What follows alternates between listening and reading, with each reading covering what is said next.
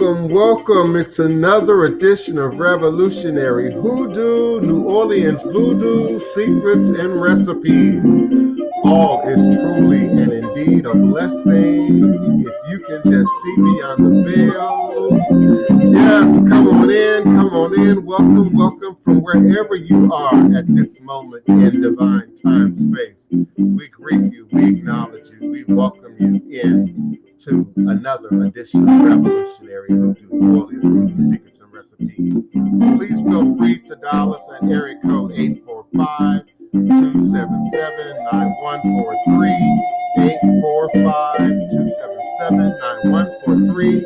Press the number 1 on your telephone keypad when you're ready with your question, comment, or request.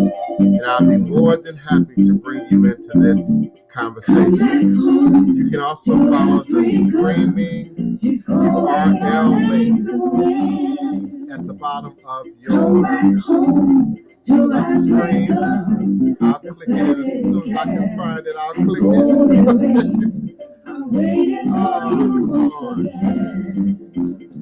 All is a blessing. The streaming URL link at the bottom of the stream will allow you to join me here now live with webcam and mic and join us for another edition of Revolutionary Hoodoo, New Orleans Voodoo, Secrets and Recipes.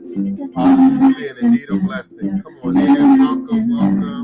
Soulmates, come on in. Soul family, come on in. Eggbee room, come on in. All is a blessing. Greetings, dark soul Jua. Come on in, beloved. All is a blessing. Aunt Mary's niece, LLC, we are indeed excited as well to share with you, to be with you, to meet you here for another powerful edition. Come on in. Greetings and salutations.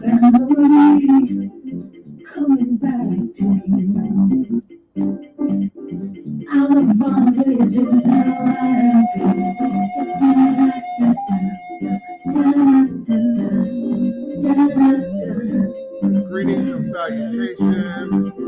Greetings, beloved Matt Austin Bay. Greetings. Thank you for returning to join us for another edition. Come on in. We invite you to participate, to call in, to turn on your webcams, to have your questions or comments ready, to be a part of this powerful show. We appreciate you. We welcome you. We honor you. And indeed, we honor those ancestors who come before you, who stand behind you, of whose shoulders we now stand upon, rest upon, have our very being upon. We're going to go back a little bit further in time today, if you will, especially in the conversation of ancestors. Let's go back in time just a little bit. Greetings, Suzette Lawson. Welcome, beloved. Greetings to you as well, Shamafia Rothschild. Greetings. MIA, greetings for being present with us while you are MIA. We certainly honor you and acknowledge you. Thank you for coming on in. Greetings, S. Marie. Welcome. Oh, beloved Otun says she ready today, baby. Yes. Greetings, Nina Lloyd, beloved.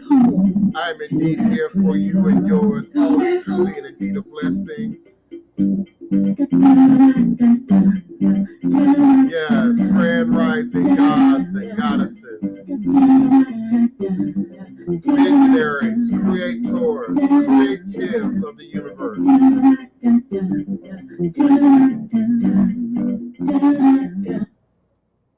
Eshu eleguana kosi were awu onlo uto ne iwo ada afan bo osi obatalami ita ni ibo ne ilio bane shu. Eshu is the respected elder who flogs, confronts, and uncovers fools. That one versed in mysteries uses truth to own you. He called to scatter, to feed poverty. Obatala shakes rascals to have sacrifice. The owner of warnings is the one who is Eshu. Aboru, Aboye, Aboshishe, Ashe. May I ever reach a room. May I ever be accepted. May I ever allow what we desire to come to pass. And so we say, Ashe. Divine, all blessed greetings and salutations. I'm excited to be sitting here again with you now live, virtually, verbally, cosmically, quantum universally from this working temple of the House of the Divine Prince, Pan-African Spiritualist, Practitioner, author, and advisor, Elagoon, Oloye, Hoodoo, Obeya, Bokur, sharing with you in all things spiritual, mystical, metaphysical, cosmic, evolutionary, revolutionary, healing, and holistic from a Pan-African Hoodoo world spiritualist perspective. Understanding that all is truly and indeed a blessing. If you can just see beyond the veils, for it is all just an illusion and a test and one of the greatest divine mysteries of this life cycle. This is my constant prayer, my mantra, my affirmation, reverberation, reiteration, and it is my ever-living reality. It is crucial to the very foundation of my inner standing, my being, my walk, my work, my demonstration along this divine, all blessed life path and journey.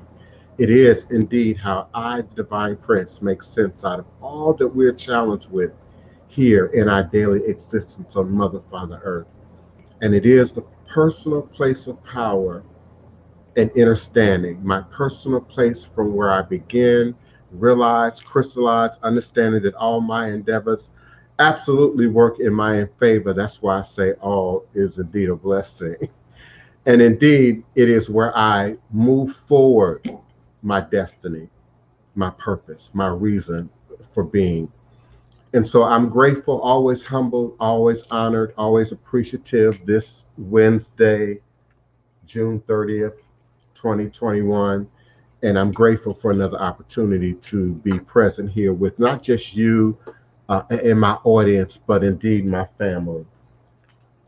I'm a little thrilled just a little bit today because I attended a funeral virtually by way of YouTube before I came onto the show.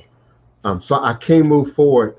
In any show, I can't move forward without acknowledging the ancestors. And indeed, Wool, Ford, Hamilton, you are now among the ancestors. Tessie Hamilton, my god sister, she and I grew up together. I grew up on one side of the street. Her family grew up on the other side of the street. My family name was Harris. The family who lived directly next door to them, last name was Harris.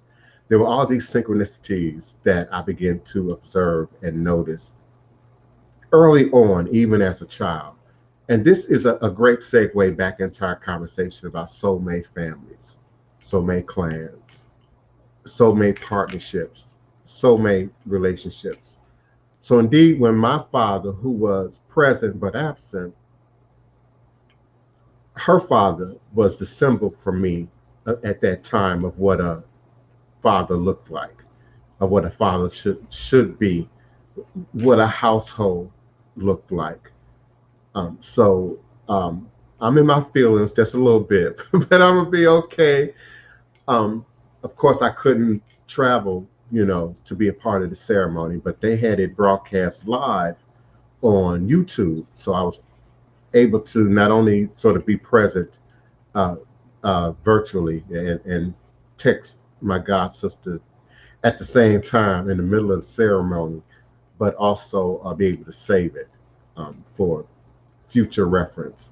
And we often talk about this technology that's now available to us today that we couldn't even imagine or even think about 20 years ago, 30 years ago, that not only connects us all, makes the world smaller, connects us all, as a universal family, as a ethnic family, as an indigenous family, as a grassroots family, as a political family, all the ways that we intersect in this virtual highway. But it also allows us to document and record. All of my callers have heard me say that. Document and record. Whatever you do, document and record. You don't always catch everything in the moment, but you can always go back and view your recording, listen to your recording. I can now go back and observe this this ceremony again when I'm not so pressed for time, and really allow some things to settle in.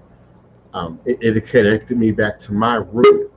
It connected me back to indeed my own childhood and where I come from and who I be and how I got to be, and all that kind of good juicy stuff that we like to talk about here in this space. And so indeed, in a conversation of family, we have come to accept, have always understood that we have our biological family, our lineage-based family, but we also have our communal built family, our chosen family. In some cases, we meet people along the pathways and journeyways of our lives that become an intricate part of our families. We initiate some of us into traditions and practices where you now have a God family, God parents, and brothers and sisters. We have sororities and fraternities that in some ways operate like a family and build a sisterhood or a brotherhood around a singular, well, I should say a unified understanding of certain principles, of certain shared, indeed, experiences. And so the idea of soulmates just somehow being limited to just love and mushy stuff or relationships, or even just parentage, understanding as parents and godparents and mentors and elders that we have relationships that transcend just mother-son, mother-daughter, father-son, father-daughter, particularly when we're operating in spirit, when all parties or both parties involved are operating in spiritual truth. We indeed transcend those roles, and sometimes you stand back and you see your mother, your grandmother in your children. You see your mates, ancestors, and family members stand up, in your children and in each other. So the idea of soulmates somehow being attached to Cupid and Valentine's Day and boxes of chocolate and all of that kind of stuff, it's just so far removed from indeed understanding what soul is and what soul attachments are, and understanding what the role our soul is indeed here to play. The ancient Egyptians, and thank you for those of you who enjoyed the previous videos before the show. I certainly appreciate that. All is a blessing, beloved cousin. All is a blessing. Thank you for appreciating the videos. I know sometimes they seem random, but there's always sort of a purpose to what I show, and I show 3 very different, distinct, but still somehow unified videos. So thank you for those who appreciate those. But I talked about everything from, of course, the ancient world. We first talked about in terms of the videos that I shared, a Mayan footprint in Georgia, a now documented archaeological Mayan footprint in Georgia, the state of Georgia, southern United States, Georgia, and how that somehow now intersects with our idea as children of the diaspora, descendants of the Middle Passage, about lineage, bloodline, particularly indigenous lineage and bloodline, and how DNA, how I have suggested that DNA would ultimately not only bring new questions, but present answers to some certain unknowns and certain mysteries that we have now had to accept about our connection to ancestry here in America, and how that would over time be clarified as we not only gain greater access to copies of DNA through human living people, but also by way of science. And I can imagine politically, science is going to play an important role. If I were a Native American still existing, living on a compound, if you will, for lack of better words, I wouldn't want to spin in no man's tube either. I wouldn't want to get a white man to spit or the other word that rhymed with it or anything else, you know, if I had seen my whole culture and bloodline and people and history sort of now confined, you know, to a proverbial concentration camp, you know, in the middle of your nation, you know. So, and no casinos are in no way any more payoff than how some of us view reparations would be, you know, for us. But indeed, this video demonstrated indeed a strong archaeological, artistic, creative, in some ways, certain symbols of God, certain symbols in their relationship to the God, certain symbols in their relationship to nature, come directly from Mayan inspired root culture. And so when I look at my DNA, and I want to talk a little bit more about DNA too today, if you will have me, as it also plays an important role in the conversation of soulmates, soulmate families.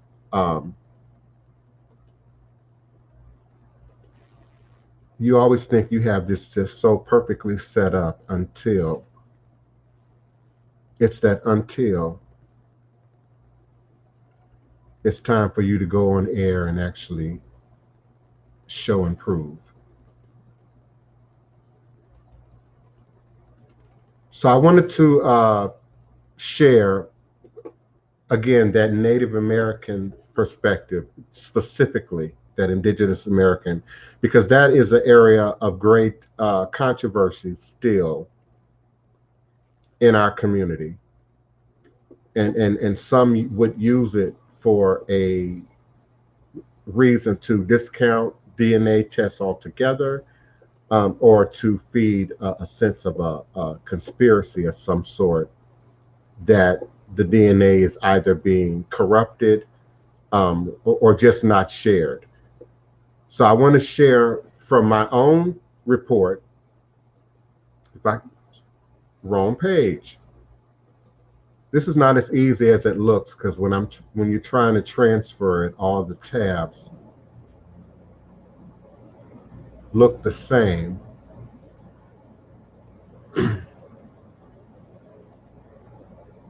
What I'm trying to show you is specific to,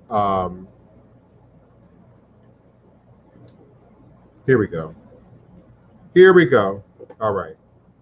So this orange space here. Oh, well, first, let me say, for those of you who didn't experience the previous show, they have divided. This is the Ancestry.com test. For those of you who are new to DNA tests and new to the show, of course, this is Ancestry.com test that we are looking at. So once upon a time, all of this, from as far as you could go in North America to the tip, was considered Indigenous American, if you will. And over time, it has changed. Even the wording has changed. Even how they have it laid out on the site has changed in time as they gain access to greater copies of DNA to represent these portions of humanity. And as I suggested, a great deal of that, I'm sure, is being gathered by way of archaeological DNA.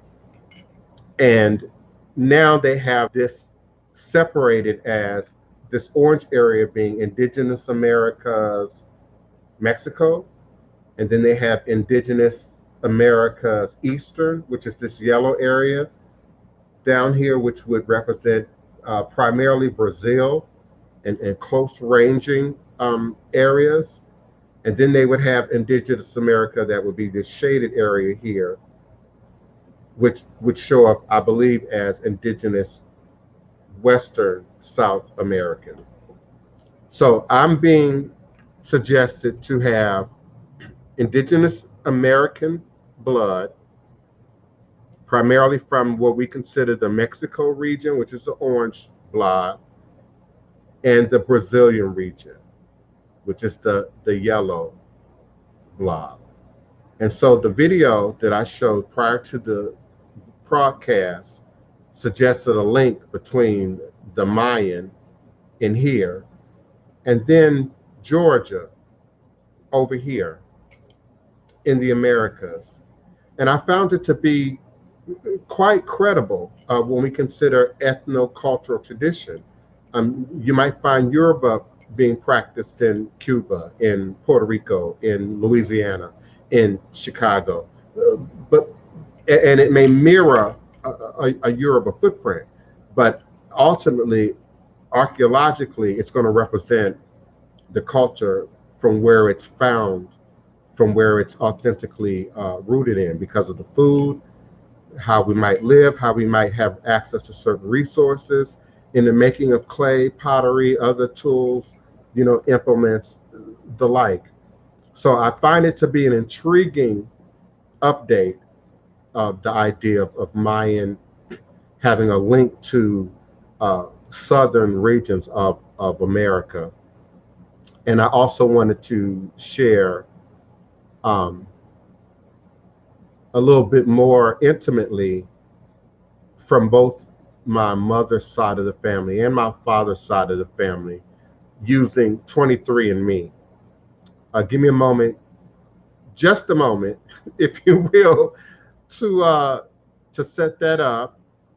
And I wanted to talk about that again in the conversation of soulmates, soul families, soul groups, coming with a predetermined pre-life, this living life, but predetermined, yet predetermined purpose, again, using my own connections to my co-hosts as a great example.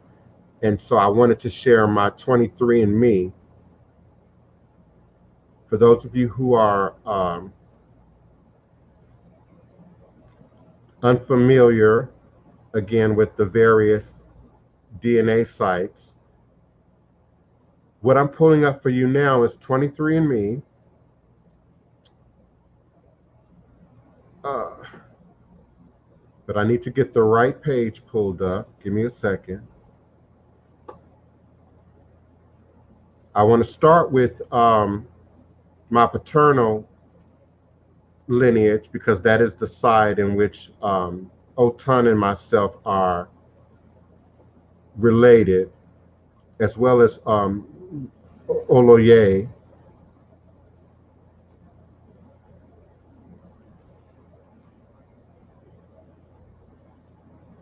Okay, what am I not doing here?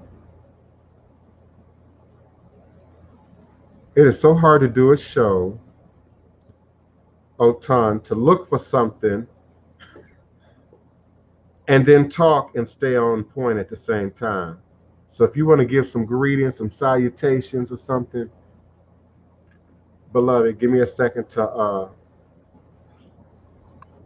Not a problem. Aboro Aboye, Aboshishe, Divine, Baba Oloye, and family listening, watching, and joining us today. It is indeed a blessing to be here with you again on this part two for our soulmates and family. I want to give greeting and honor to my Luo, Prince Papa, Adebayo Ladona, and Olari, Ifatoyene, Yalode, Benike, Oyebola Ladona. I'm looking forward to the continuation of this while you're setting up the 23andMe. I wish I could tell you offhand exactly where that section is because I don't know by memory. It looks like you may have found it. yeah. Um, I don't know how visible it is to the to you all out there, because of course our view is a little bit different than yours is. But I'm going to read it, so bear with me, okay? So I am descended from, I'm going to read it, third person. You descend from a long line of men that can be traced back to Eastern Africa over 275,000 years ago. These are the men of your paternal line, and your paternal hollow group sheds light on their story.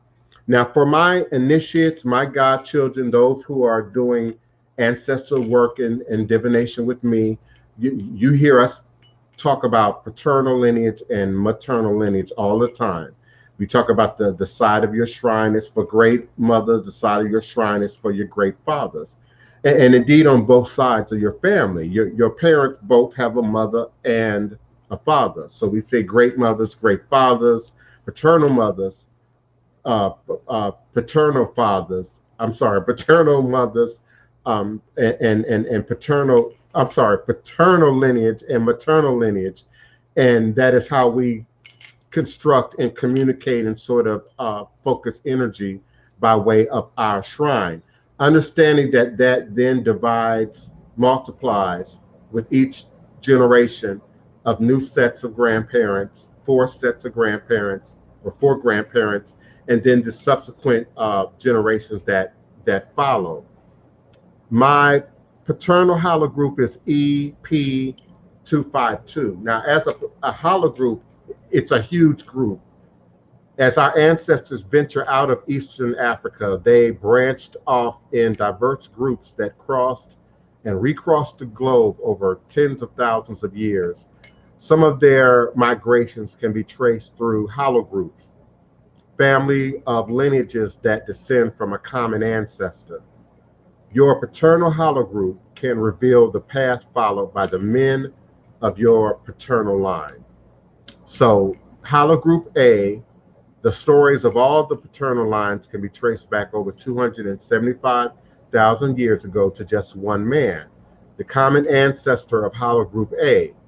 Current evidence suggests that he was one of thousands of men who lived in Eastern Africa at the time. However, while his male line descendants passed down their Y chromosomes generation after generation, the lineages from the other men died out. Over time, his lineage alone gave rise to all other haplogroups that exist now present today. Origin and migrations of haplogroup EM180. My paternal line stems from EM180, branch of E, which denotes south of the Sahara. The haplogroup originated about 17,000 years ago in the pockets of Western Africa that were habitable at that time, when much of the continent was extremely dry due to ice age climate conditions. Over 10,000 years later, men bearing haplogroup EM180 migrated throughout sub-Saharan Africa, spurred by the development of agriculture and ironworking in the region. EM180 is most common today among speakers of Bantu languages and those related to them. It reaches levels of up to 90% among the Mandinka and Yoruba of West Africa, where the migrations began. Farther from their origin, EM180 reaches frequencies of 50% or higher in the Hutu, Sukuma, Herero, and the House or the Hausa. Hausa, you're supposed to say that with a click. The Hausa people.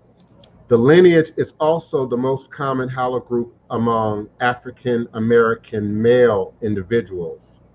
About 60% of African American men, 60% of African American men fall into this haplogroup, primarily due to the Atlantic slave trade, which drew individuals from Western Africa, Mozambique, where EM180 accounts for the majority of men. My paternal haplogroup EP252 E-P252 traces back to a man who lived approximately 12,000 years ago. That's nearly 480 generations ago. What happened between then and now? As researchers and citizen scientists discover more about our haplogroups, new details may be added to the story of our paternal line. Now, E-P252 is relatively common among 23andMe customers. Now, I don't know if that means that it's more Black people using 23andMe. I'm not exactly sure what that means. But E-P252 is relatively common among 23andMe customers. And today I share this hologroup with all the men who are paternal line descendants of the common ancestor E-P252, including many of you that are now listening and many others who are yet to take your 23andMe test. We share an ancient parental lineage with Pharaoh Ramses III. And that's a unique and interesting story, considering sort of our comedic romance, if you will, the love and interest and admiration that we have had for particularly Egyptian culture and more specifically Pharaonic Egyptian culture. In more modern times, from let's say the 1970s to now, we've gained more knowledge about Meroe and the Nubians, Ethiopia, many other ethnic-based territories that were reduced just to Africa, Middle East, Black, brown, and tan back in my day, back when I was growing up in public schools of the 1970s and even into the 1980s. So my parental bloodline, of which Otun shares with me, Oloye shares with me as well. Pharaoh Ramses III defended Egypt in 3 consecutive wars during his approximately 30-year reign, but provoked dissent within his administration. Catechized by mounting internal strife, one of Ramses' lesser wives, T, hatched a plot to have her son, Pentuer, usurp the throne by having Ramses III murdered along with his appointed heir. A papyrus record of the resulting trial explains that the plot failed and that all involved were tried and convicted. However, a modern CT scan of Ramses III's mummy revealed a deep slit in his throat, reopening a case long thought closed. The embalmers went to great lengths to cover up the wounds, including fashioning a fake toe out of resin where Ramses' real one had been hacked off, likely during a fatal attack. For thousands of years, Ramses' burial adornments concealed the wounds that mark one of the most favorite royal dramas in history. Ramses III's paternal lineage belongs to haplogroup E-V38, from which my line also stems. Myself and Ramses III share an ancient paternal line ancestor who probably lived in North Africa or Western Asia. And so that, listen, I'm always one to admit when I'm wrong. And people remember back in the day, I really kind of rode the Kemetic community, our beloved Egyptian loving brothers and sisters. And indeed, I love Egypt too, has some Egyptian stuff in my house, embraced Egypt long before I found out that, I had actual DNA linkage to the continent. But we were talking in previous shows about, trauma being passed down through your bloodline, and you not necessarily happen to have been there to experience the event to still inherit, to still receive, sort of that bloodline trauma. So when I read stories like that directly from our lineage background, and let's keep mindful now, the Ramses family um, owned slaves, owned slaves. And so us beloved Nubians and chocolate brothers and sisters, if we were not royals, there's a great possibility that we could have been enslaved. Uh, Ramses the third was said to have had hundreds of wives, um, subsequently having hundreds of children, and that thus explains why there's so many African Americans, in particular, that carry that haplogroup, that carry that gene, by the sheer number of children that were had in this family. And if you want to give me just a moment, Otun, I'm gonna go through my maternal bloodline as well. For those You're who absolutely fine. Go ahead. say that again. I said you're absolutely fine. Go ahead. I'm enjoying this. Okay, thank you. I appreciate it. Chat, forgive me. I know I'm not on the chat, but I'm gonna check in with y'all. Just give me a second. Just let me lay down this whole DNA thing. Now, y'all can see that maternal haplogroup. Yeah, okay. This is maternal haplogroup, my mother side of the family, or my mother's great mothers, that which is passed down through the mothers that came before me. Uh, I descend from a long line of women that can be traced back to Eastern Africa over 150,000 years ago. These are the women of my maternal line, and my maternal haplogroup sheds light on their story. As ancestors ventured out of Eastern Africa, they branched off in diverse groups that crossed and recrossed the globe over tens of thousands of years, and some of their migrations can be traced through haplogroups. If every person living today could trace his or her maternal line back over thousands of generations, all of our lines would meet at a single woman who lived in Eastern Africa between 150,000 and 200,000 years ago.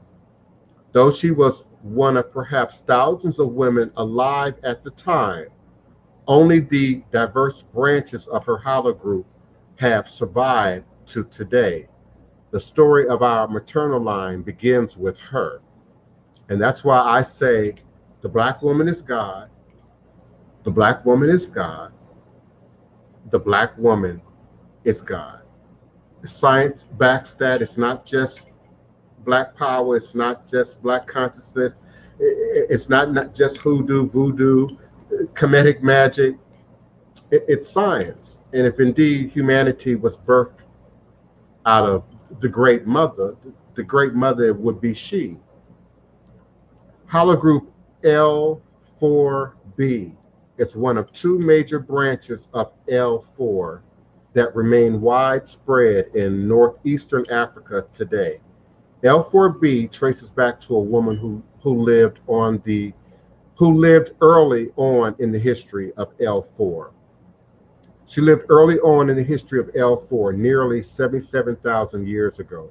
Her descendants are most common in Ethiopia and Tanzania, especially among the Hadza and the Sandawe. Despite the age of the haplogroup, however, women belonging to L4B appear to have joined those groups only within the last 5,000 years or so. Members of L4B can also be found north all the way to Egypt and west into Central African rainforest. My maternal haplogroup, L4B2B, traces back to a woman who lived less than 47,000 years ago. That's nearly 1,880 generations ago. What happened between then and now?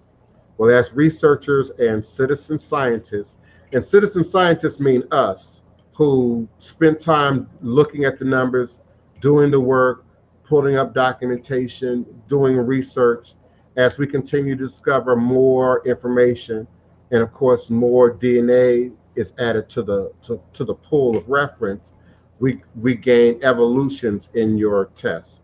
So if you have a DNA that you've already done and you're not checking in on your test every month, especially here recently, you've missed a great deal of upgrades to your response from your initial saliva sample. L4B2B is rare among 23andMe customers, rare.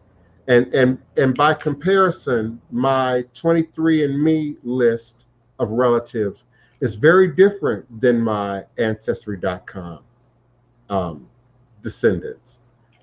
And both tests, both my mother and myself have taken both tests. Both Wapani and my mother and myself have taken, I don't know if Wapani has taken 23andMe, but me and my mother have taken 23andMe, and all three of us have taken Ancestry.com. And so L4B2B is rare among 23andMe customers. And so the list of responses that we're getting are very unfamiliar to me and my mother.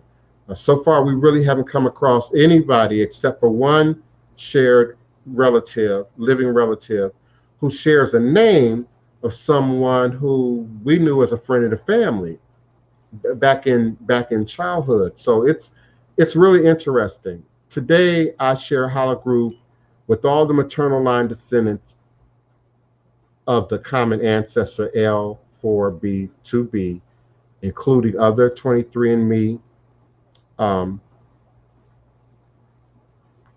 consumers, I should say.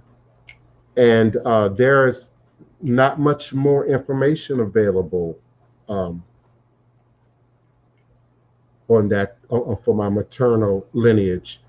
You know, no great warriors and warrior queens or any of that information, as far as I can tell, has been revealed on that side of the family. So I find, ideas of race and politics and religion, to not only just be something that, transcend blood and time and space, in more modern concepts, particularly when we think about PTSD, post-traumatic slave disorder, et cetera, white supremacy and the imprint that type of living environment imprints on your DNA. But indeed, that which goes back to the Bible and probably predates the Bible in terms of race, religion, sex, marriage, much of the same dramas that we, discuss and fight over and share for, today. So when we think about what transcends blood, what transcends lineage, what do we continue to pass down, biologically, but also spiritually, when we create new lines of lineage by way of lifestyle and living environment and coming together, how that impacts those who come after us with the knowledge that we have available to us today in 2021. We over personalize things, in my opinion, in the West and in modern society. It's about us and our experience, maybe our parents, our grandparents. As a group, we over personalize it in terms of adults. And so we tend to see the world in black and white, in very USA sort of black and white terms, without understanding how black and white shows up in Australia and Asia and China and other parts of the world. I also wanted to look at the DNA to, again, reinforce the idea that We're everywhere, and we always have been. And there are so many other um, people who stand up in our ancestry, other than just those that we tend to focus on, again, associated directly with slavery. Those that came so many more generations before them that still have their being and their very presence in our lives and their very footprints in many ways still to be uncovered and discovered throughout the world, in archaeological pursuits. So we all manifest things in us that are not always recognizable as something that we learn from mom and them, or from your other siblings, or even those that you grow up with, tie legacy together with, at the crossroads of life, people that we meet, in our younger years, you know, some of which who maintain presence in our lives throughout our lives, that leave a footprint, on our memories, on our hearts, on our emotions, on our feelings. So even through YouTube, just being in the room virtually, at the funeral was very emotional for me. And seeing, you know, my god sister and her family, and people that we grew up with, on Nova Avenue, in the DMV, it was a very emotional, moment. Um, Her mother, unfortunately, passed away. I want to say, oh my goodness, 20 years ago. And that had an emotional impact, you know, um, on me and on my life.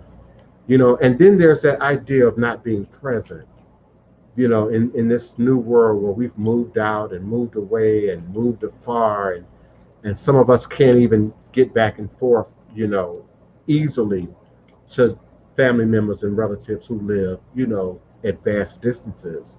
And so I strongly support, the cathartic yet powerful influence of ancestral shrine, ancestral altar, ancestral work in keeping us connected, you know, to our friends and our family in the spirit realm, even when we cannot always do so physically, and allow ourselves to have, those moments of contemplation, of remembrance, of allowing what we can recall to be brought back to the forefront of our consciousness, and being open to it and non-judgmental to it, because this allows us to see things and to receive things that we may not didn't see or receive before, or in the moment from those experiences, and particularly where trauma is involved.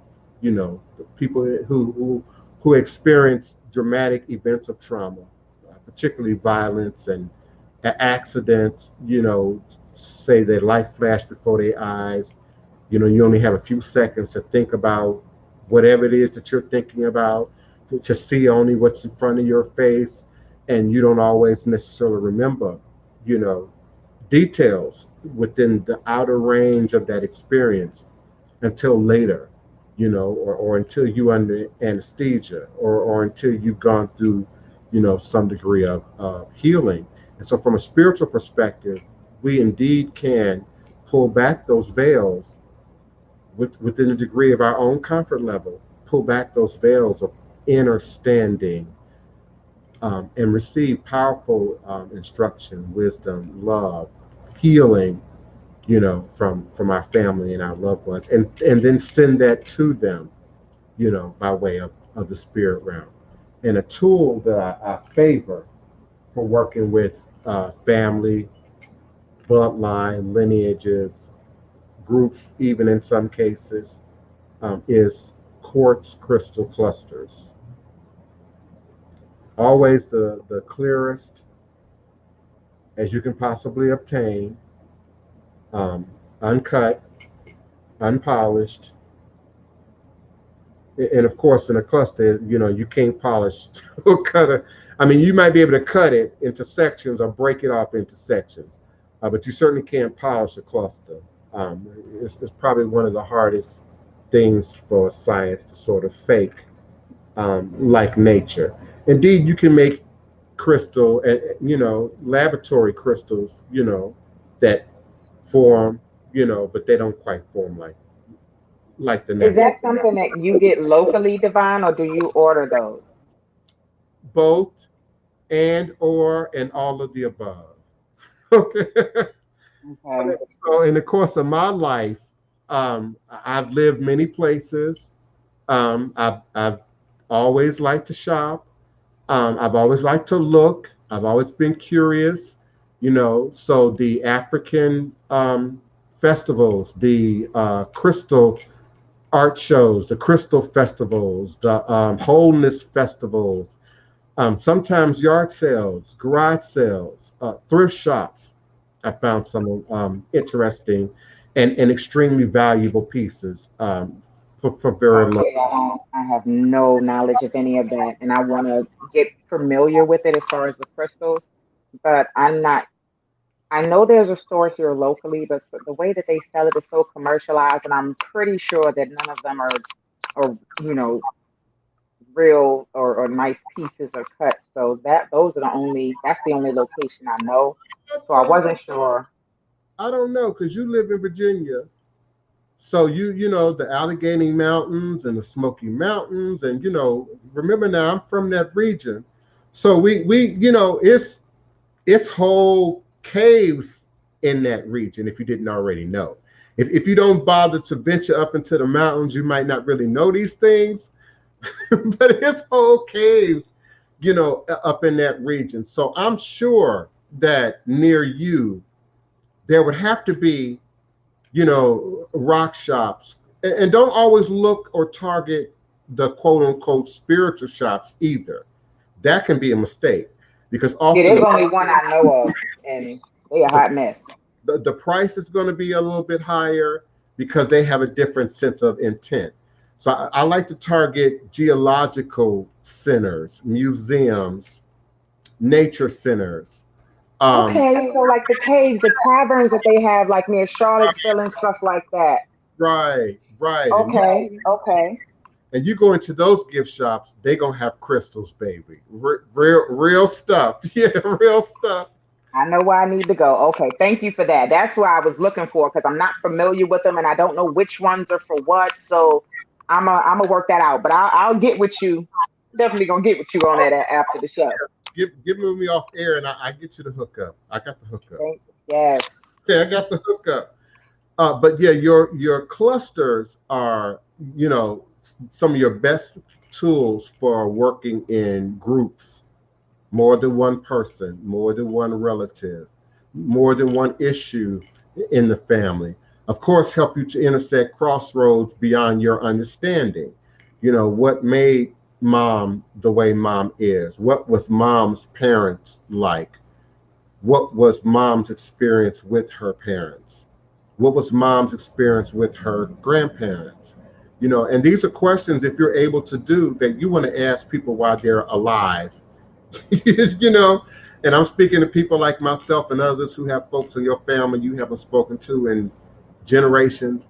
If you can open up a doorway, if you can create a meeting at the crossroads, if you can ask questions of your living relatives, and by all means, don't overlook those marry in relatives, those husbands and wives that marry into a family often too will not only have information but are often willing to talk, outside the dynamics of the greater family and help you to gather information, about, ancestry, lineage, background, who our people are. But I embrace Egungun in its Yoruba context of often ancestors that we know but didn't know in life, a great great grandparents or greater family members that would have lived beyond our time. But then those ancestors that are considered Egungun, who may not necessarily be blood related to us. And indeed, there are those like your Marcus Garveys and your Malcolm X and your Nefertiti's and and Kandase and Nzinga, you know, of Angola, you know, that we also embrace as our ancestor by way of Haligroup, bloodline, lineage. So I think doing shadow work, and I say this more than enough to say I think, to lead with I think, shadow work can't be avoided in doing ancestral work. It just can't. It just can't. And like a crystal, you're going to start from the seed, from the root, from yourself, like an onion, peel those layers back, you know, and make your way back in time. In some cases, you're going to make your way forward in time, you know, understanding that time is spherical, cyclical, round, in a multifaceted sort of way, you know. So I think it's important that, you know, if you're able to do so, that you get your ancestral work and divination done, get your DNA done. You know, there's no greater place to begin, you know, a journey into African-based traditional systems than with yourself. And there's no greater way to get in touch with who you are than to get in touch with who your people are, and indeed where you come from. Um, Otun, have you taken 23andMe or just the Ancestry.com? I haven't done only thing I have on Ancestry is the family tree. I haven't actually done the test. I've done 23andMe. I had Ancestry for the trial period, like within the last 2 or 3 months, but I have not taken the actual test yet. And I really would like to because I know that'll be a great help in connecting some more of the dots for me. My only regret is that I can only trace my maternal line because I don't have a brother. And, you know, my father is my ancestor. So I will kind of only get one side of it anyway because I don't have any close male relatives that I could get to. You okay? You just threw me on many different levels. Uh Okay, oh. Okay. so you've never spit in a tube. For 23andMe, yes, not for Ancestry. Oh, for 23andMe. Hmm. Okay, but not for Ancestry. No. Okay, so I've got to look you up now.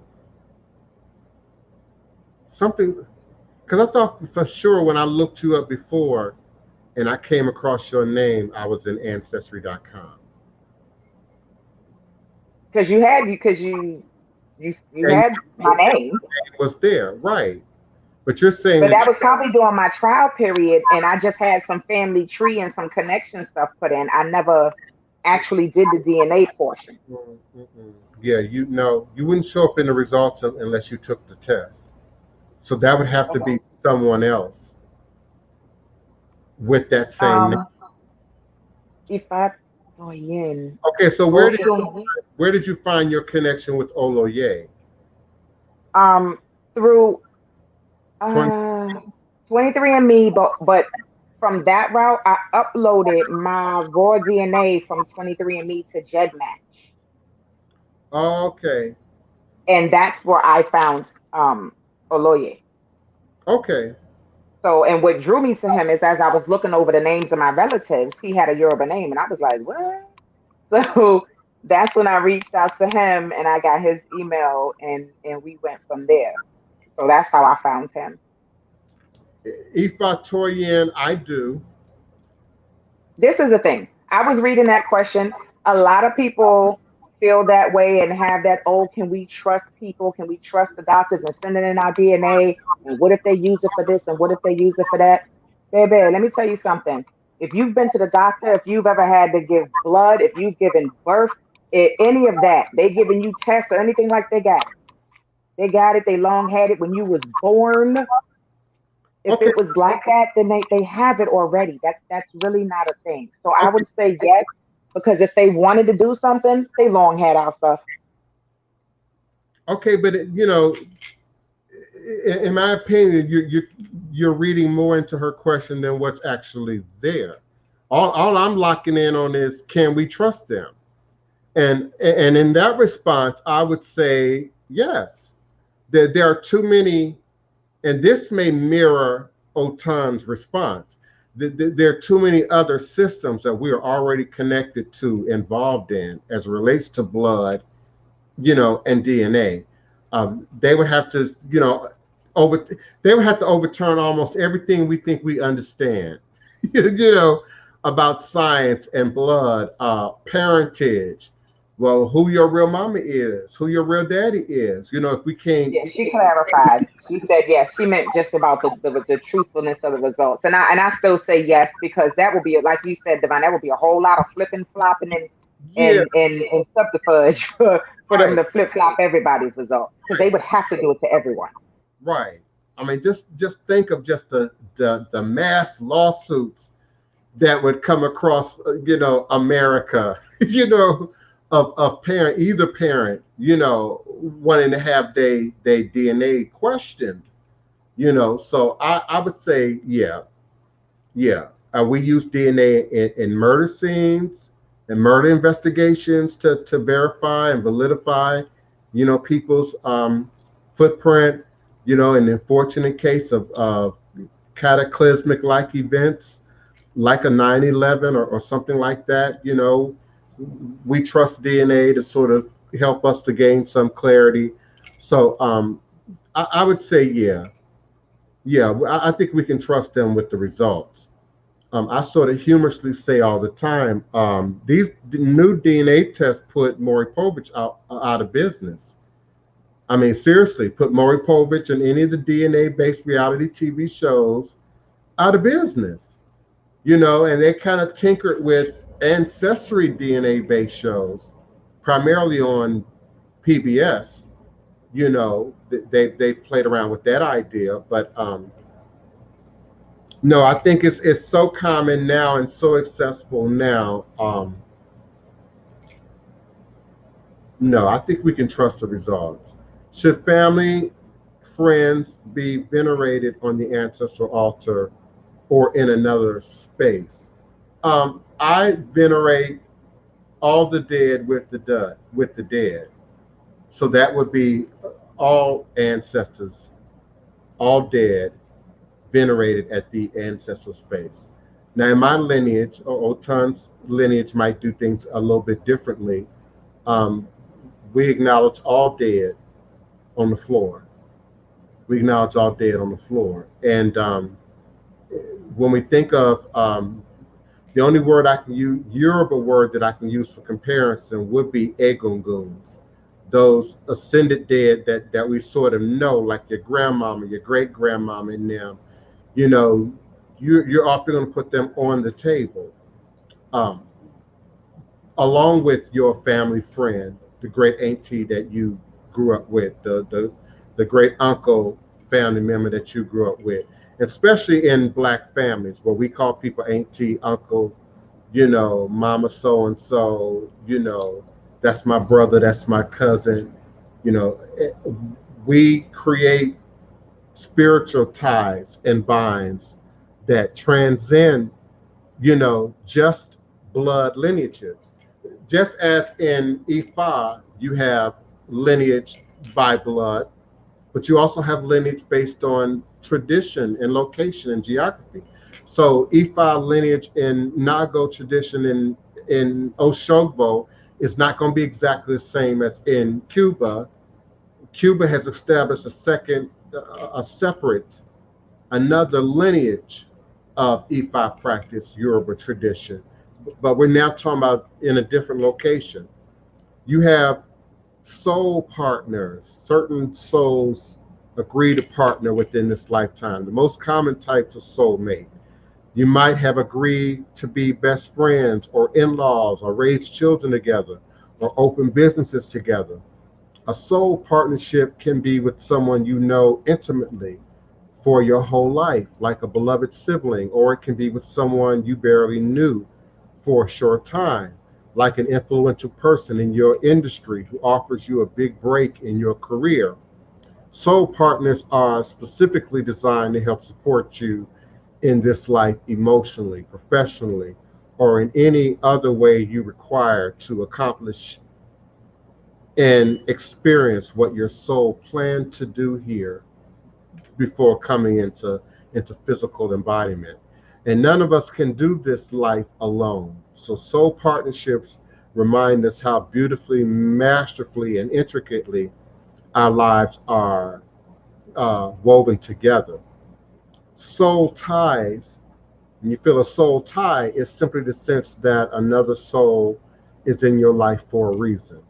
For example, if your life is very busy, yet you meet a new potential friend or potential business partner, the sense that you have a soul tie to this person could inspire you to make room in your life for this relationship. Perhaps you are not in the market for a pet, but when a friend says they need to give up their pet because they have to move overseas unexpectedly, uh, your feelings, your psychic pathways, your intuitive inclinations might give you the feeling that you have a soul tie with this animal, and bring it into your home is the right thing for you to do for the both of you. You might think of soul ties as the ties that bind.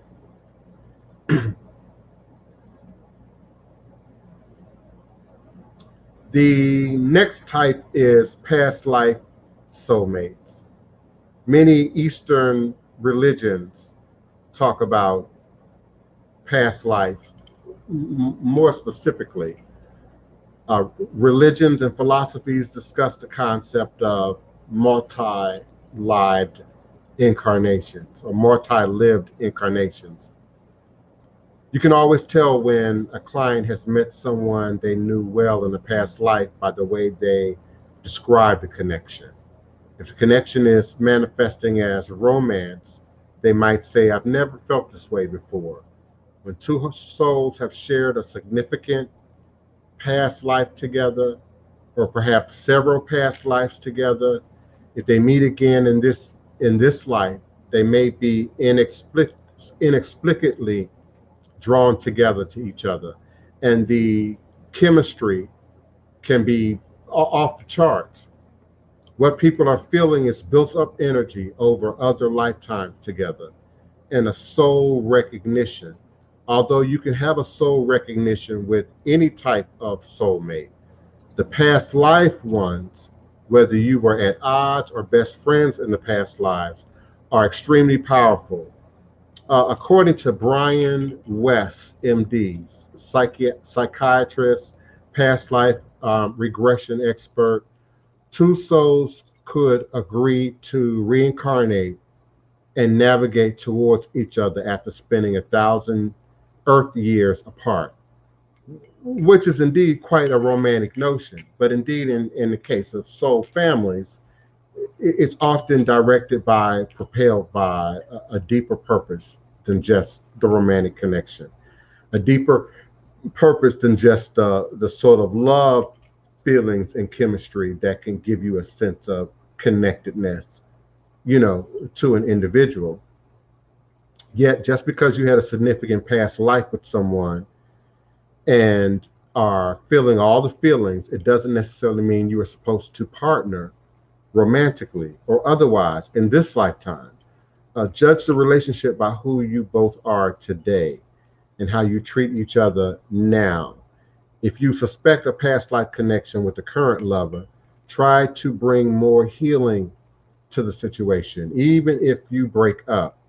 This might look like releasing them from love, but it's releasing them with love, wishing them well, yet out of your life.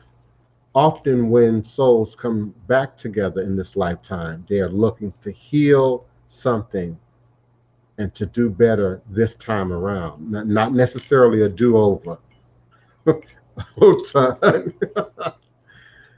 Karmic soulmates are sometimes called wrecking ball soulmates. But instead of thinking of karma as good or bad, or the proverbial wreck, or a system of punishment or reward, think of it as merely a neutral energy of cause and effect. The earth plane is very much a dimension of cause and effect. We create karma with other people all the time. through small and significant interactions, sometimes insignificant interactions. And every interaction with another person creates energy that can turn into karma. This isn't anything to fear, but something to be mindful of. Karmic relationships may come into our lives as change agents who facilitate through positive, negative, or neutral interactions, opportunities or invitations to improve our karma, how we operate in our lives and the world, so that we can grow and evolve. And keep in mind that the soul craves new experiences, growth, and evolution. I also want you to be mindful that when we think about karma, that it's not just, your friends, your family, your co-workers, the people that you know. Indeed, how you treat life, how you treat strangers, how you treat the next soul also has a great and profound imprint, more often a greater and much more profound imprint on karmic responsibility. How we treat those that we otherwise assume to not know or not have any real personal, emotional, contact with. Romantic soulmates, after giving thousands of intuitive readings to clients over the world, there are a few things I know for sure, as Oprah would say. One is that when we enter a significant romantic relationship or fall in love, there's a possibility we'll partner with this person. What's not only possible but definite is that we are being given the opportunity to heal, learn, grow because of the relationship. And even in the happiest and healthiest of relationships, romantic soulmates can tend to tap dance on your last nerve, bounce on your biggest wounds, and challenge you in uncomfortable ways. When two souls enter a romantic relationship, they're also entering a classroom of sorts. There's also twin flames. This popular term describes an intense soul connection, and some people believe twin flames are actually one soul that was split into two bodies. I described one soul on previous broadcasts being split into several bodies, i.e., the Christ being divided into 12 bodies, 12 disciples, a soul power much greater than what one carnal vessel might contain. And so twin flames can then show up as families, bloodline families, blood tie families, will manifest in blood lineages as well. And according to the theory, twin flames can love, challenge, teach, heal in unique and powerful ways. Yet, Whitehurst cautions against feelings like you need another person to complete you. Just remember, there can be a shadow side of trying to fit people into a certain category of your life, including a spiritual category. While some believe twin flame is the ultimate romantic experience, remember, every relationship you enter with another person, romantic or otherwise, has the potential to help you achieve more enlightenment, and is ultimately a part of more enlightenment. Sort of the idea of birthing babies and creating um, nature just for a body count doesn't line up with me, with a high purpose, a God, a creator creating a planet now with the body count, a large body count of humans and insect and bacteria and all forms of life, each each representing and resonating, whether we're aware of it or not, some aspects of ourselves.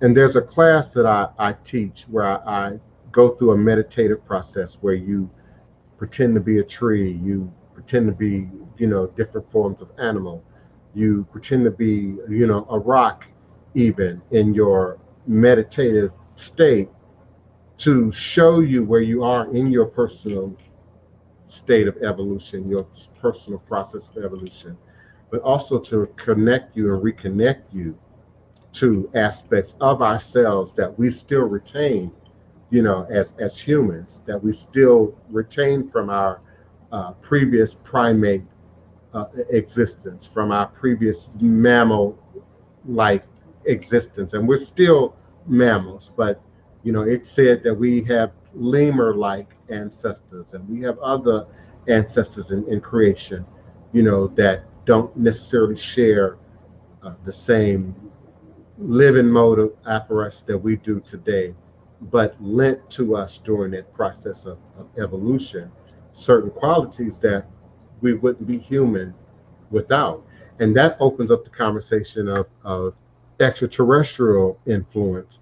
Indeed, I believe that our ancestors and these soul ties are not just limited to Earth and biology and bloodline lineage, but indeed Earth, the plant life, the mineral life, but also stardust and the cosmos in the greater universe.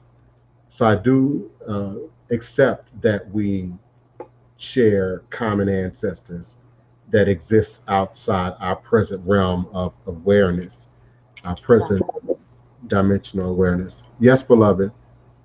Um, I'm sorry. I saw a question. Firstly, send Oloye the link. But he's waiting. Um, Shamafia said, can we speak of how to cleanse ourselves before we enter an intimate relationship, clearing cobwebs, so to speak? Shadow work calls attention to things that need attention, especially in sexual unions. Well, Shamafia, that's one of the main things that I'm sure you've heard Divine mention several times, as well as myself and Baba Oloye, on why shadow work is important. And it's not just about doing things so you can connect with your ancestors. It's not just about, elevating spiritually and finding, it's also in the potential connection with the mate, with the soul mate. All of that work is necessary because if you have to take time, once a person leaves a relationship, time is needed to basically heal, to reflect, and basically to spend some more time loving on you. That way, if you've noticed anything through the course of that previous relationship that you've let slip, certain things about yourself that you have not kept up, or you don't feel the same way, that is the time that is needed to address those things, to fall back in love with you, what you will accept, what you won't accept, things within yourself that may have been miscommunicated, or ways you could have communicated better. That is what that time is needed. A lot of the times we have people that are so caught up in not wanting to be alone or feeling lonely that we dismiss or basically not allow ourselves that time, or rob ourselves of that healing time, that time that we need to take to go within ourselves. Because I'm gonna tell you something, hurt people hurt people. So if you're within the confines of your emotions and all your mixed up stuff and everything going on, and you run into somebody that's going through the same thing, what's gonna happen? You have the potential right now for one hot mess and another hot mess to get together, and all you're gonna get is flames, and not in a good way. Nobody, if neither one is taking the time to heal, you're going to bleed on the person that did not cut you. We have to get out of that. I don't want to be alone, or I'll be lonely. Because at the end of the day, here's the thing, people come into our lives for a reason, a season, or a lifetime.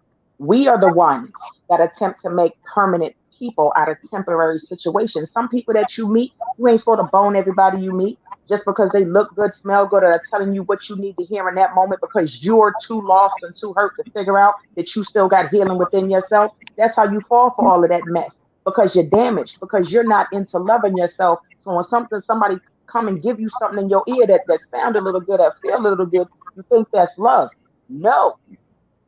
And also, we have to understand this. People may not agree with me, but when we look at society and at the way it is with male and female, men a lot of the times are more masculine, more physical, and women are emotional. So you have a lot of the times women that give physical wanting to get emotional. and vice versa. You have men sometimes that will give, the what is seemingly emotional so they can get the physical. But this is where we got to learn how to interact with each other. Okay, because the truth is, and I'm talking to you too, to my kings out there, not just to the queens, okay? Women, a lot of people say, oh, everybody doesn't deserve your body and this. Guess what? Guess what, man? Every woman doesn't deserve your seed. We have got to learn to be not just selective, but protective of ourselves, our energy, because when you share your body with someone, that's an intimate act, that's a personal act, that's emotional, that's spiritual. And you may inadvertently connect yourself with somebody that was only there to teach you one lesson, but you got hot and happy, and now you stuck with the residuals because you didn't have the discernment to give yourself the grace to sometimes go, you know what, you look good, but this is a friend, or this is, we have to have that discernment. And that's all part of the shadow work. That's all part of the healing. So I hope that helped Shamafia clarify that. And another example is when you know you are on a path to greatness in your career and your education and in your life pursuits, and then you put that down, quote unquote, in the name of love. That, to me, that's counterproductive. That's counterproductive. That the love and the friendships and the relationship should flow along with you and come to meet you and assist you and aid you and to grow you in your journey. Not be, oh, okay, now I have love, so let me stop pursuing my goals. Let me stop pursuing my dreams. And sometimes I can see how women in particular are put in that position, particularly when children come into play. And so now we have to stop and we have to raise children and raise a family, or feel maybe like we once needed to have to. Things are changing somewhat in today's environment, of dual parentage, along with dual income earning. So we might still have room for growth there.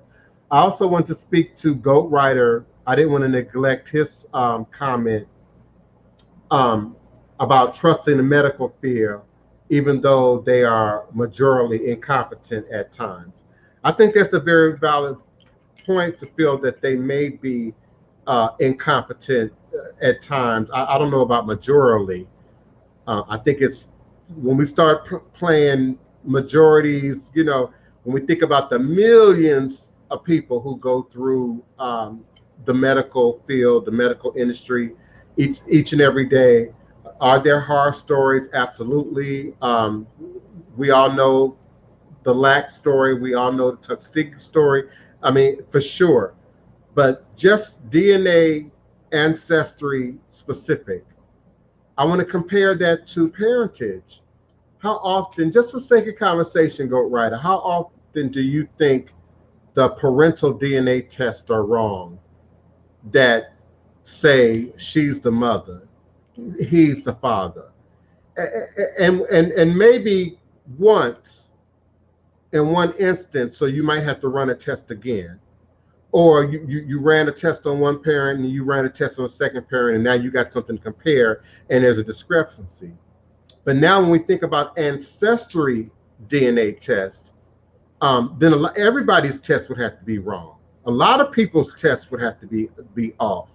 And to sort of feed that own sort of anxiety that I personally had about that very thing when I took the ancestry, that's why I paid for my mom to have the test, and often assisted my sister in getting her tests done. Out of, fortunately, many other people in my family just started then doing it on their own. I can't say that either of my cousins, Otun or Oloye, they didn't see me and then decide they were going to take a DNA test. I think they were already motivated in their own individual, ways to want to take the DNA test. And then we kind of met up after that. But yeah, the medical industry makes a lot of mistakes. There is degrees of incompetency, at every level.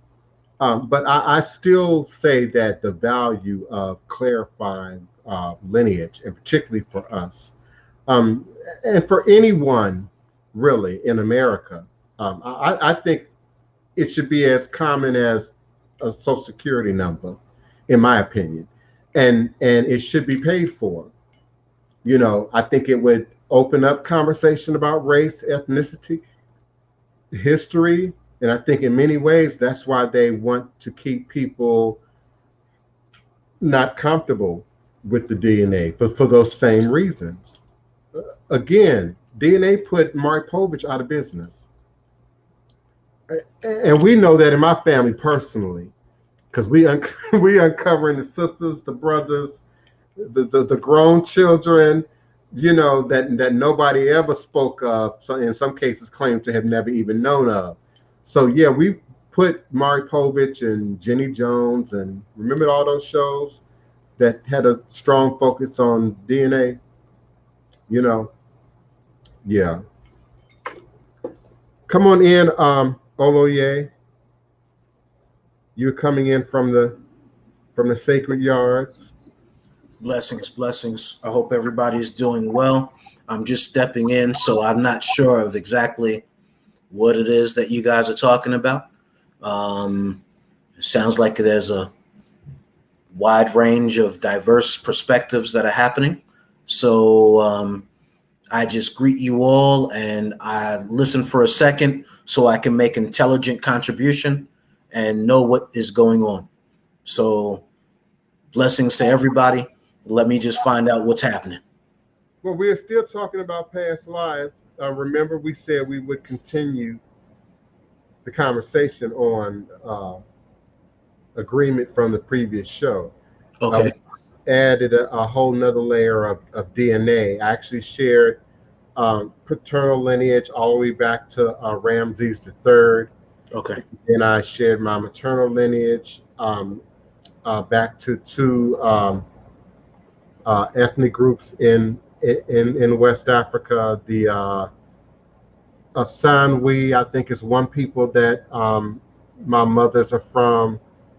It's not in front of me right now, so I thought I'd be able to find it real quick. But yeah, so we shared some of my DNA, and again talked about how we often associate the idea of PTSD, trauma, you know, that as well as our gifts and some of our best qualities that get sort of transferred through lineage and through bloodline. Yes. How we sometimes over focus on just the immediate time space, meaning myself, maybe my parents, my grandparents, if I have some awareness of them, and then my great grandparents, but how it indeed goes back generations, you know, sometimes thousands of years. I did share a little bit of Ramses III story, in that he, the Ramses and the Ramses family kept many slaves, enslaved Nubians and dark Africans and Black people, as well as there were dark Africans and Black people who were also rulers at that time. And so how politics, religion, Ramses III was, you know, got into controversy around religion, much like Akhenaten got into a controversy around, you know, manipulating religion, and how these themes, reoccurring themes, seem to have been present not just in the most recent 500 years of our lifespan, but going all the way back to ancient Egypt, and how this energy can travel and lose connectedness to its root. And so we believe something to be a flaw of our own, or a gift of our own, or something that we've somehow self-created or self-made, or even take responsibility for, without understanding the power of shadow work. Otun was talking a little bit more about shadow work right before you came in. Okay. And the importance of doing that in relationship to ancestors, because of all this unknown information, you know, that's in our blood that we can't necessarily, you know, write a script for. I also shared using quartz crystal as a cluster, in particularly as a part of doing shadow work, as a part of my own personal ritual work around ancestors, lineage, bloodline, and we even talked about lineage that can be set up similarly, even without the blood element, fraternities, for sororities, secret societies that develop lineage. So we talked about Lukumi, Santeria lineage versus Nago versus, what we do in America in terms of lineage. So just a continuation of our previous conversation, but I think we talked even more today about ancestry. And I did indeed do it with you and Otun being in mind. I just had no idea that you were going to be tardy for the party. I'm so sorry. but it's all good. But it's all So one of the things then, let's take it from a couple of things that you said. One, in regard to DNA and ancestry. I will say this, that when I went initially over to Africa, the original family that I was initiated with over there was in Oreremo, Nigeria, in Ogun State.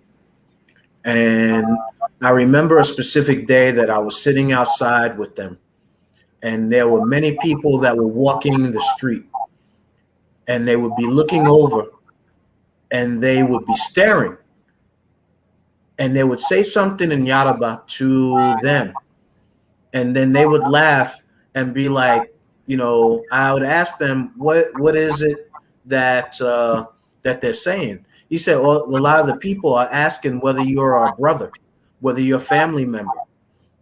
And so we're telling them, yeah, you're a family member from the United States. And he was like, they're saying that you look like our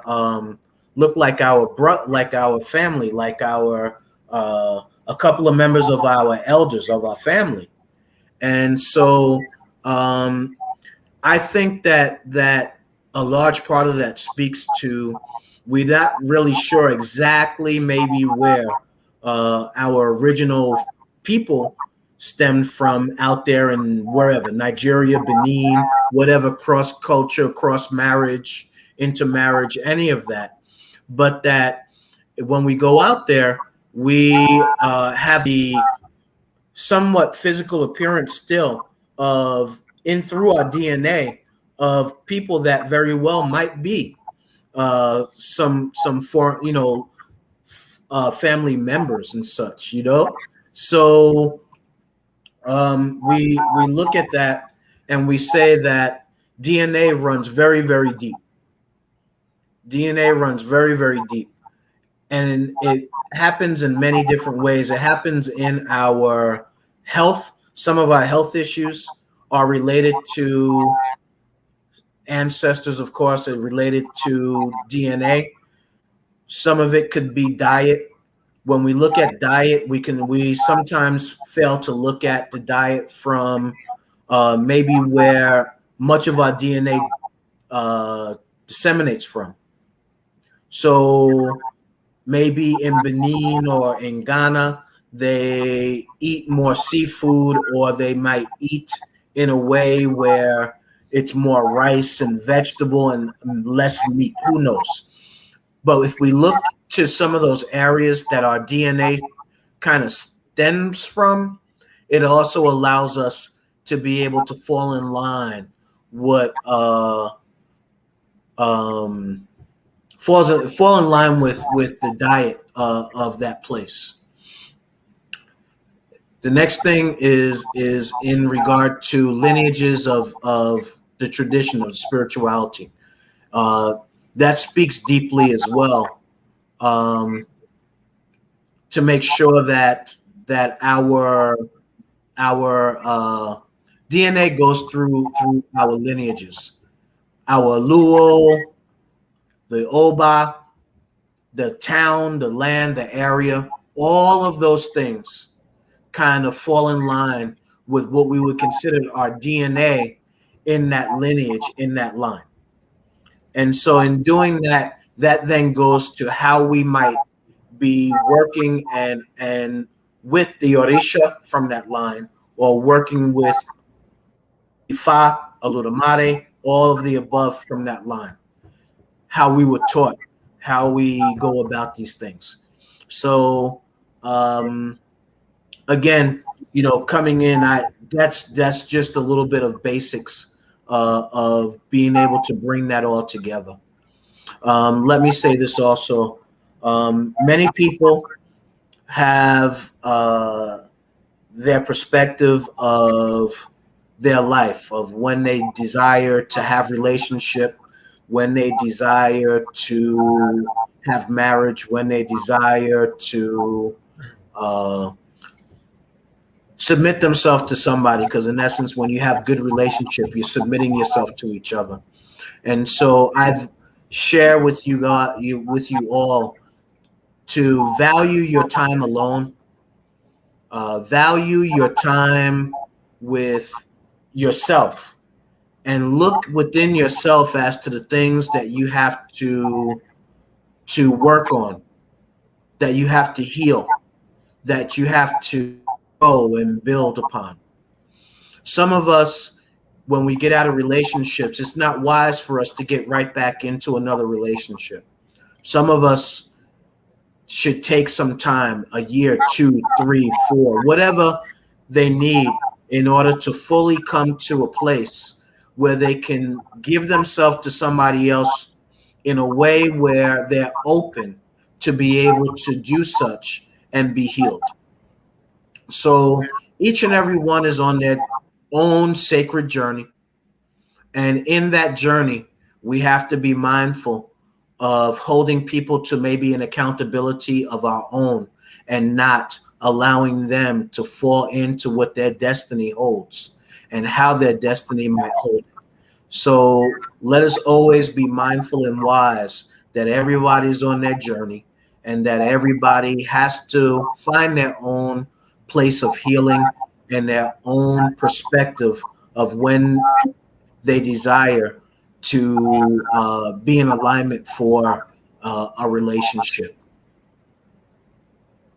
And I would like to add to that and say, Shamafia, I'm proud of you.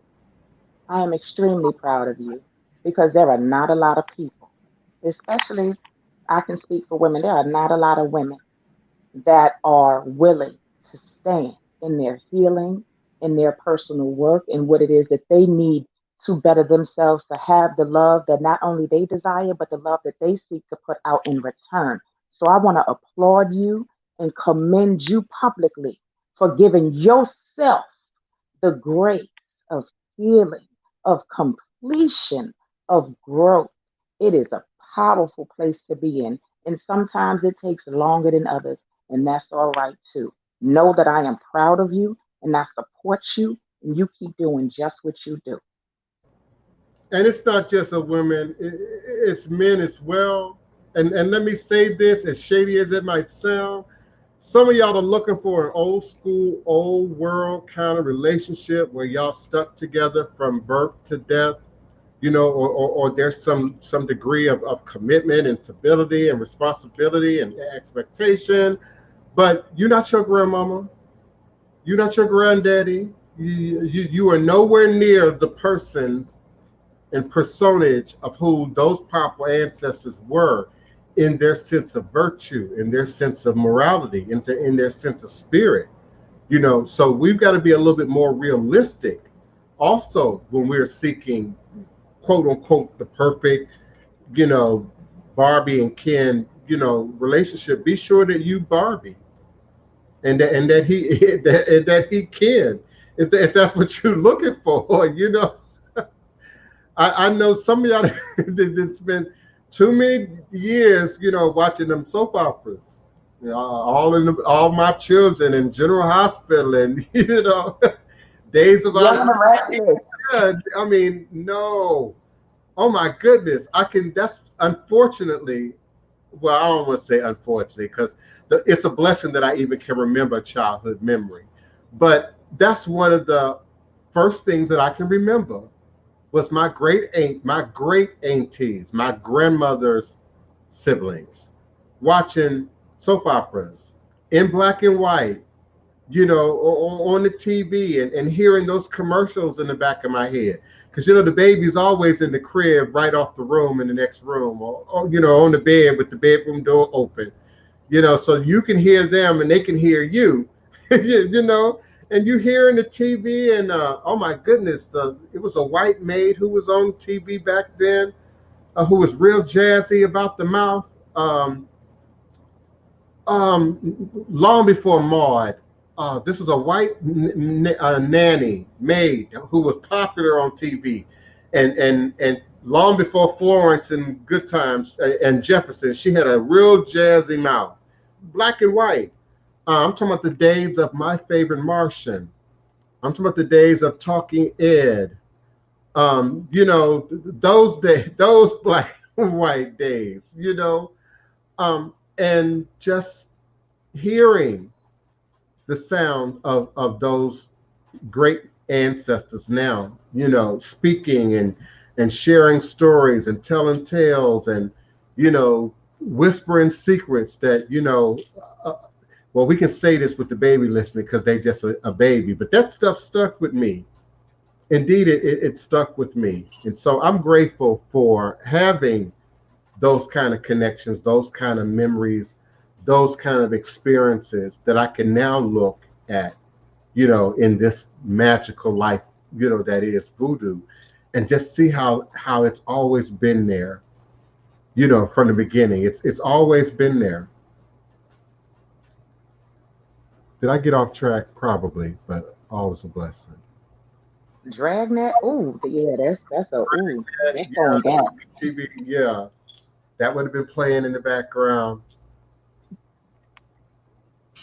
I think that even with that, if I'm kind of feeling the energy of what it is that you're talking about, to look back at those shows, talk deeply about the errors by which people perceived relationships, family, and all of the above.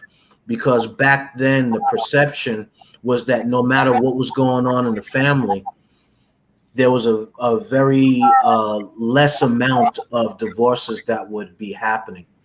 And in some instances, it went to also show, though, that they were willing to work through their issues together and not be as quick to maybe part. So there's a good and good and bad, a high and a low that went with it. But most important is that it gave a view of what life was like and what people were thinking or how they thought, and how I remember Leave It to Beaver and kind of look at that show and sit there in amazement, as to the perspective of that show. I remember some of the old movies from back then, watching those movies. Mm-hmm. I was watching St. Louis Blues the other day, and was watching how even in church, when Billy Preston as a child was playing and then he up-tempoed the song a little bit, how the priest of that era viewed it as the devil's music.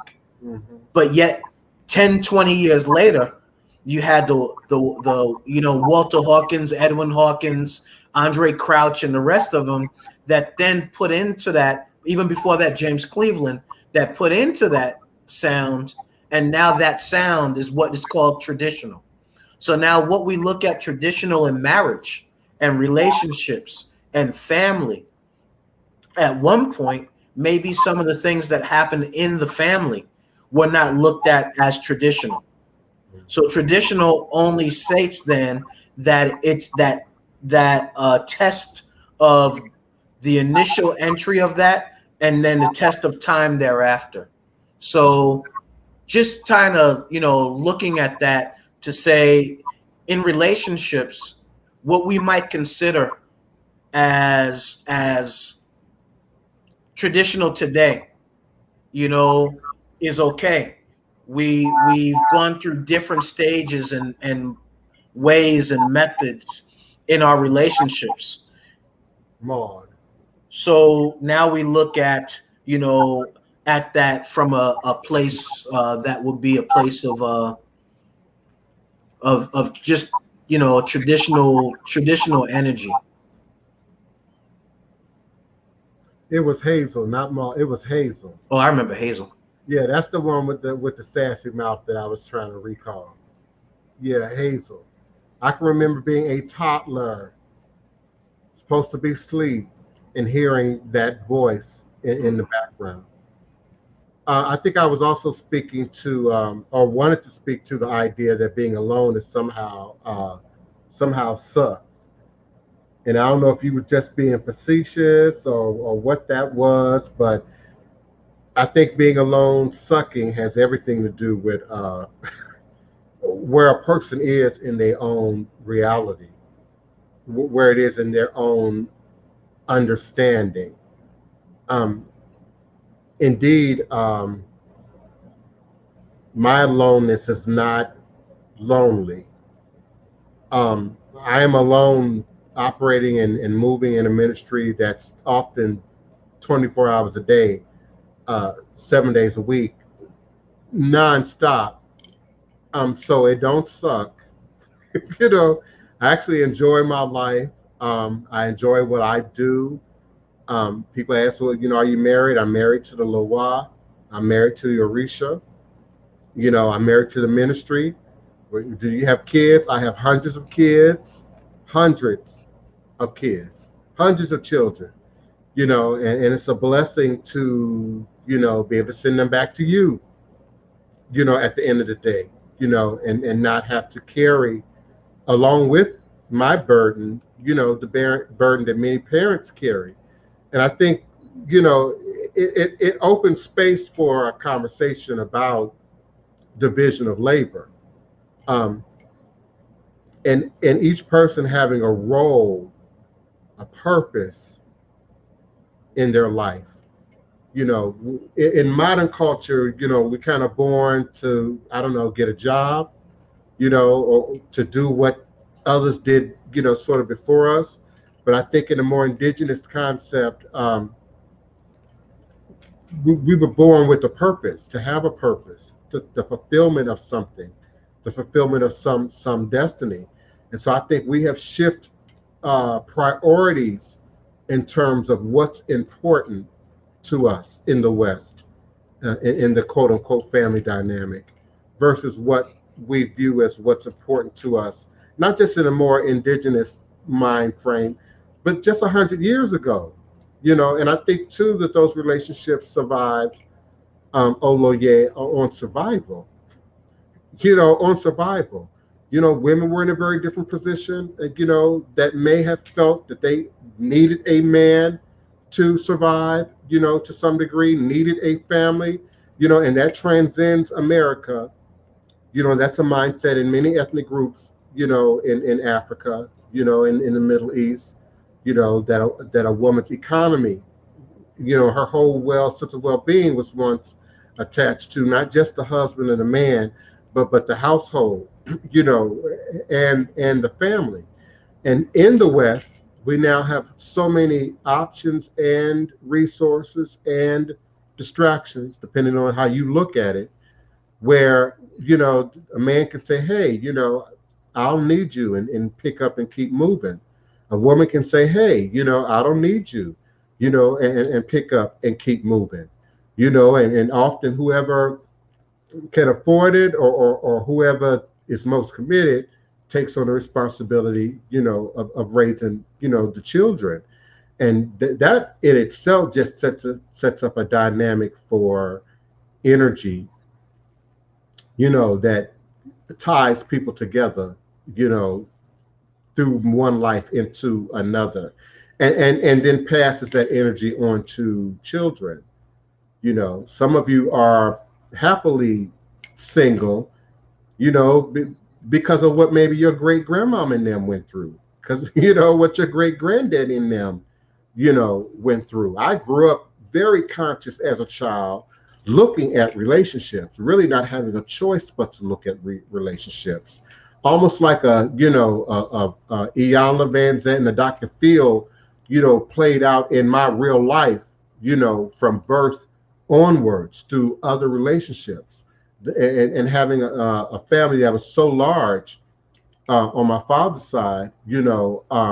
I had many examples, to sort of look at, But the more I was able to digest their story and their experience and what they saw and what they witnessed and what came before them, yeah, it makes a lot of sense how, traumas can pass. Certain people skip certain generations. We have the relative that's, doesn't feel a thing, doesn't see a thing, doesn't hear a thing. I got another relative that's just so ditzy, it's just to her best interest because she don't carry no kind of burden of nothing because she just ditzy and lightheaded and airy, and then there's me who overthinks everything. I can go back all the way to kindergarten and replay the story, replay it back to back, look at it from the front to back to side, and it has everything to do with spirit, has everything to do with our purpose. I think I'm wired that way to do the work that I'm doing. You are wired the way you are to do the work that you are doing. And indeed, there are those who are here to birth babies and create and recreate the generations. But we also have other jobs. We also have other roles. I think the sense of being miserable and alone is a Western notion. It comes entirely out of Western culture. When you consider the old world, where your nearest neighbor might be 2 miles down the road, you knew they were there, but we lived in relative isolation in our space, and so that feeling of lonely or that feeling of being bored, did not compute, in that time much the way it does today. You know, I'm sure they would not have used the word bored, while they were picking their apples and their peaches, and sitting on the stoop and peeling them and telling stories, and the kids jumping up and down because they know what's going to happen once it's cooked. Our whole idea of being bored, being alone, being isolated, being by myself has shifted from what our ancestors would have thought, would have perceived. And therefore our disconnection to the traumas that keep showing up anew in a new dress and a new suit, for the next generation to have to confront. Oloye, I feel like you haven't talked enough since you came in past time. Okay. Part of that is to view the relationship that we have witnessed with our elders and with our ancestors now, to view the relationship with our grandparents. There were so many lessons that we could learn from those generations in the past. When I think back to my grandfather and my great-grandfather, to even have the opportunity to spend time or have time with a great-grandfather is an abundant blessing. From him, I learned to do the gardening and to plant the food and to learn about the islands, to learn about the stick licking, which was some stick fighting that they did on the islands in Barbados and Trinidad. We had what we call stick licking. My grandfather did that. It surprised me when he talked to me about that.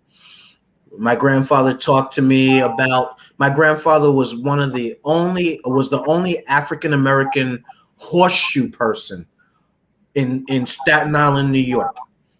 The only one.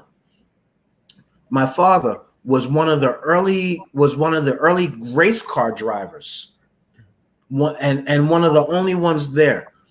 But we don't take the time sometimes to sit with our elders, to listen and to learn and to view their lives in such a way that we learn these lessons from them. I started learning family history because my aunts that were in their 70s and going into 80s and such began to feed into me this information. And now there's older relatives of mine that come to me on family information and who is who back from that early generation. So now there is such a lesson that we learn from their relationships. When we go through struggles in our relationships and we go to our elders, do we really get an opportunity to listen to what our elders say in the best way that we can go through some circumstances and situations from a view of an elder? Then take it and apply it the way that you need to. But I look at our opportunity to speak to our elders, and we are losing that today in our society, and we're losing that today in our own mindset. We're not taking advantage of the story that they have. We're not taking advantage of their knowledge in all different areas of life. And because of it, man, we are losing so much. We're losing so much.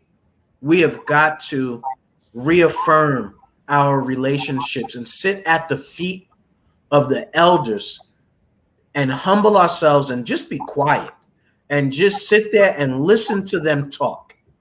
And yes, sometimes they're going to repeat the same thing. But at the end of the day, it might be one sentence different that tells you something totally different. I'll tell you, I learned from my grandfather as Alzheimer's was kicking in, because he would then be reviewing or going back and talking about stuff in his childhood. And I'd have to ask my aunt, who was he talking about? And they were like, you know, this person, that person, or they just didn't know themselves. There's so much in that, but that is part of the shadow work.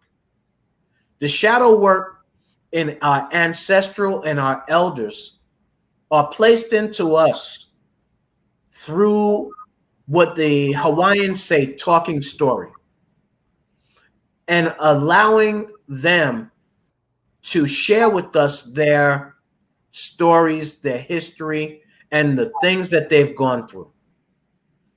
Learning from my father, even up in Newark, New Jersey and New York, where everybody thought that maybe Jim Crow and all of those civil rights things weren't happening, that even in New York and New Jersey, they had to sit up in the balcony. They couldn't sit with everybody else. You learn these lessons from these elders and these ancestors that stick with you for the rest of time, that now you pass on to the next generations. It's work, in I believe it is, because then we get to understand why maybe it seemed like that particular elder or ancestor was mean. We thought they were mean, but they're living their life every day with the memory of what they had to go through.